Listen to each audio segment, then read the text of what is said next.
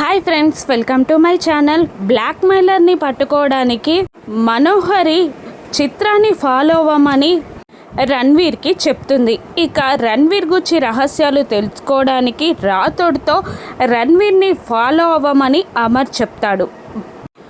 మనోహరి చిత్రకి డబ్బులు ఎందుకు ఇచ్చిందో తెలుసుకోవడానికి బాగి ఫాలో అవుతూ ఉంటుంది చిత్రాన్ని. ఇక బస్ స్టాప్ రాగానే చిత్ర ఆటో దిగి బస్ స్టాప్లో నిలబడి మనోహరికి ఫోన్ చేసి బస్ స్టాప్లో డబ్బుల బ్యాగ్తో ఉన్నాను మనోహరి అని చెప్తూ ఉంటుంది.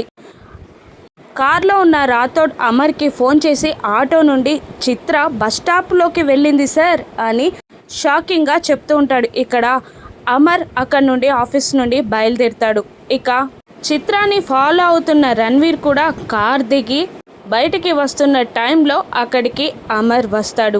రణ్వీర్ మనోహరితో ఫోన్లో అమరేంద్ర ఇక్కడికి వచ్చేశాడు మనోహరి అని చెప్పేస్తాడు. అమర్ రాకతో చిత్ర, రణ్వీర్, మనోహరి గుండెల్లో బాంబ్ పడినట్టు అవుతుంది. ఇప్పుడు అమర్ ఏం చేస్తాడు?